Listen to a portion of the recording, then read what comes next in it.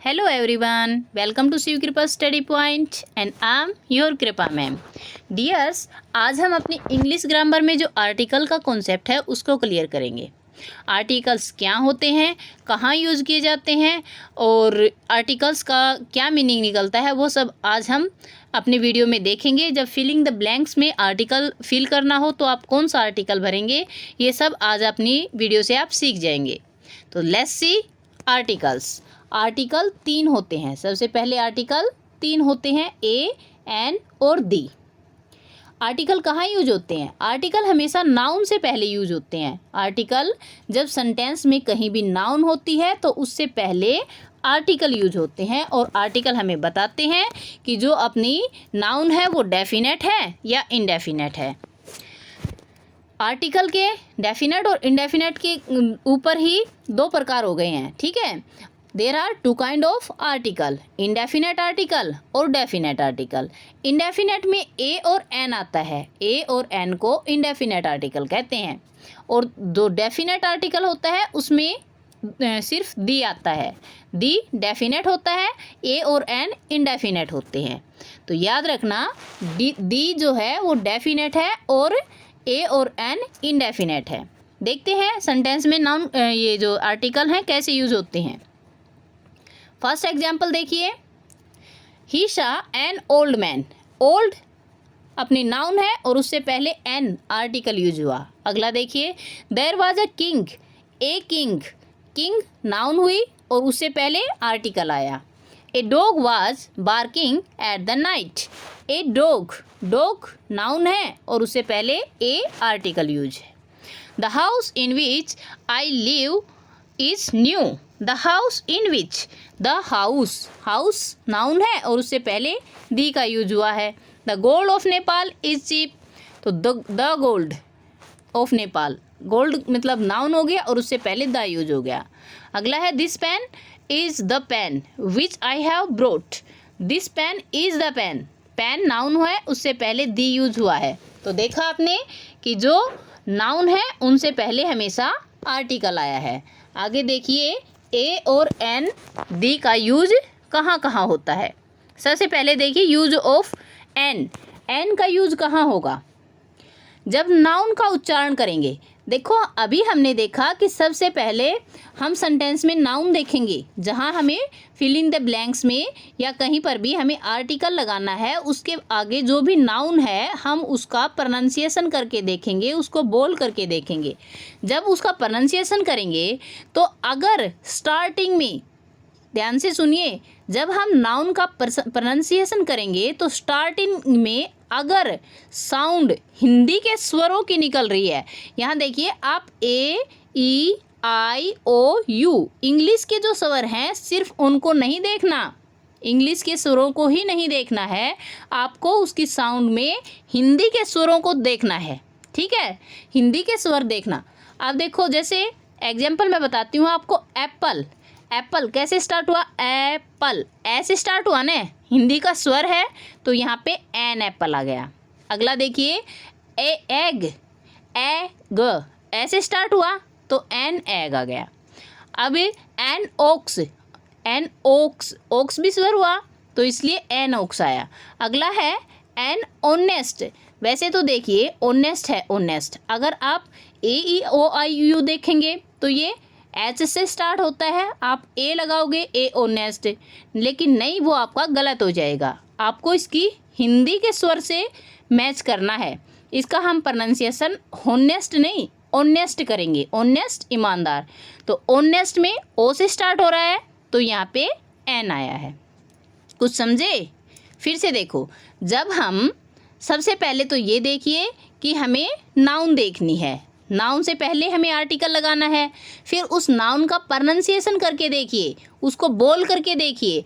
पहला अक्षर अगर हिंदी के स्वरों से शुरू होता है, पहला अक्षर अगर हिंदी के स्वर से शुरू होता है तो हम एन यूज करेंगे। क्या यूज करेंगे? एन।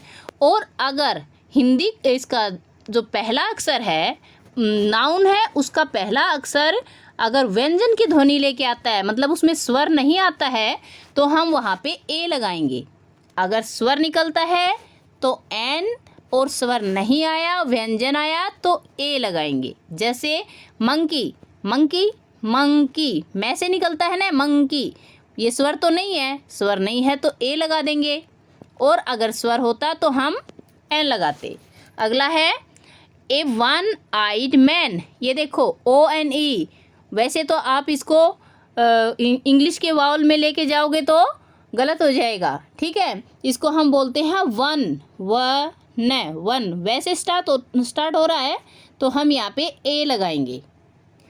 फिर से सुन लीजिए, जो भी नाउन है हम उसका प्रोनाउंसिएशन करेंगे। प्रोनाउंसिएशन करने के बाद हम देखेंगे कि जो शुरू वाला अक्षर है, शुरू वाली जो ध्वनि है वो स्वर की है या व्यंजन की है। स्वर की है तो एन यूज होगा, व्यंजन की है तो ए यूज होगा। आई होप आपको ये क्लियर हो गया है। अब हम आगे चलते हैं। यूज ऑफ दी, दी का यूज कैसे करते हैं। दी का कुछ विशेष इसके रूल्स हैं, नियम हैं, उनको आप ध्यान में रखना कि दी का यूज कहाँ कहाँ होता है। किसी व्यक्ति अथवा पदार्थ का वर्णन हो, किसी विशेष का, देखिए ऐसे ही अगर किसी व्यक्ति का वर्णन कर रहे हैं आप, किसी व्यक्ति का, तो उसमें दी यूज नहीं होगा, उसमें ए होगा। लेकिन अगर विशेष है, क्योंकि दी अगर किसी चीज़ के साथ लगता है इसका मतलब वो विशेष है, यूनिक है, ठीक है। तो अगर आप किसी विशेष व्यक्ति का वर्णन कर रहे हैं तो दी का यूज होगा। जैसे he is the man who had beat me, who beat me, he is the man, वह आदमी है जिसने मुझे मारा। तो देखिए ये एक स्पेशल आदमी हो गया ना भाई, वह आदमी है जिसने मुझे पीटा है, ठीक है। तो यहाँ पे दी का यूज हुआ मैन से पहले। आगे देखिए, नदियों के नाम के साथ अगर किसी भी रिवर का नाम आ जाए, कहीं भी कोई रिवर का नाम हो तो उससे पहले हमेशा दी का यूज होता है। अभी मैंने बताया ना कि यूनिक है नदियाँ, तो फेमस हैं कि गंगा, यमुना, दी गंगा, दी यमुना, दी सरस्वती, ओके। अगला है पर्वत श्रृंखलाओं के नाम के साथ, जो भी पहाड़ों की श्रृंखलाएं होती हैं, एक पहाड़ में बहुत सारे पहाड़ होना, ठीक है, पर्वत श्रृंखलाएं, तो उनके नामों से पहले दी लगता है। जैसे दी हिमालयाज, दी विंध्याज, ठीक है। अगला है समुद्र के नाम से पहले, जो महासागर होते हैं, समुद्र होते हैं, उनके नामों से पहले भी हमेशा दी का यूज होता है। जैसे the Indian Ocean, the Arabian Sea, प्रसिद्ध पुस्तक है उनसे भी पहले दी का यूज होगा। जैसे दी Gita, the Ramayan, the Quran, ये सब। आगे देखिए और क्या यूज होते हैं। प्रकृति की जो अद्वितीय रचनाएं हैं, मतलब जो यूनिक चीज़ें हैं अपने नेचर में, उसके साथ हमेशा दी का यूज होता है। जैसे दी सन, दी मून, ये। अगला है सुपरलेटिव डिग्री के साथ। सुपरलेटिव डिग्री मतलब 3 डिग्री होती है ना, उनमें जो सुपरलेटिव डिग्री होती है उसके साथ हमेशा दी का यूज होता है। जैसे the best, the youngest, best जो गुड, बेटर, बेस्ट, गुड की सुपरलेटिव होगी बेस्ट, तो इससे पहले दी आया। यंगेस्ट, यंग की सुपरलेटिव यंगेस्ट, तो इससे पहले दी का यूज होगा।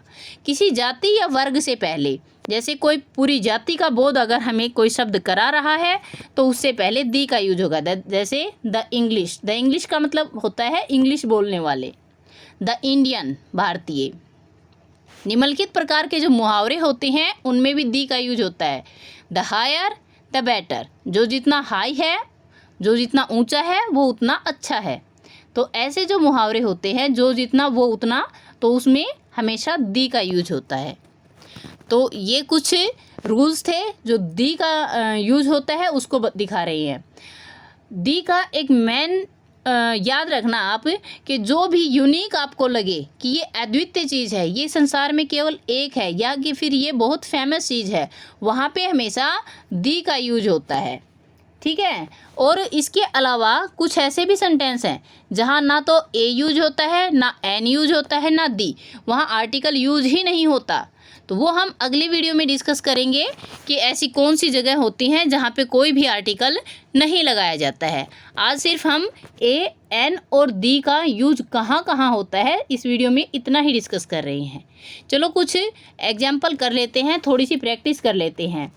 He has come without dash umbrella, he has come, वह यहाँ आया विदाउट डैश अम्ब्रेला, तो हमें अम्ब्रेला से पहले हमें यहाँ पे अपना आर्टिकल लगाना है। बताइए क्या आएगा?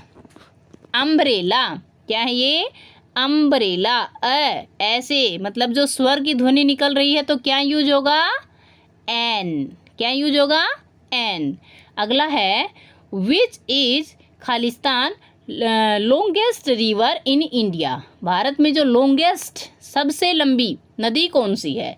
तो अभी मैंने बताया कि जो सुपरलेटिव डिग्री होती है, long, longer, longest, superlative degree से पहले हमेशा क्या यूज होता है? दी। क्या यूज होता है? दी। सी रिटर्न आफ्टर डैश आवर। देखिए यहाँ पे क्या यूज होगा? बताइए, सोचिए क्या यूज होगा? ये क्या है? HOUR, हावर। क्या यूज होता है ये? हावर। तो इससे पहले हमेशा एन यूज होगा, एन आवर। ठीक है, आवर बोलते हैं इसको, आवर, हावर नहीं, आवर। तो इससे पहले एन यूज होगा। सन साइंस ब्राइटली, तो सन यूनिक चीज है, तो इससे पहले क्या यूज होगा? The sun shine brightly. But English is difficult language, but English is difficult, difficult क्या आएगा? D, difficult. तो डैश से स्टार्ट हो रहा है, डैश स्वर है कि व्यंजन है? व्यंजन है, व्यंजन है, तो यहाँ पे ए आएगा। English is a difficult language. सारा गोचपोच हो गया है, कहाँ क्या है समझ में नहीं आ रहा, लेकिन कहाँ क्या आना चाहिए आई होप आप समझ गए होंगे। अगला आप बताना भाई, कमेंट करना और मुझे ये बताना कि जो अगला हमारा लास्ट वाला है इसमें क्या आएगा? Dash Ganga is dash square river. क्या है? Dash Ganga is dash square river. जो दो ब्लैंक हैं इनमें क्या आएगा? कमेंट करके मुझे बताना ताकि मुझे पता चले कि आप कितना समझ पाए हो। आई होप जो आर्टिकल है वो आपका क्लियर हो गया होगा।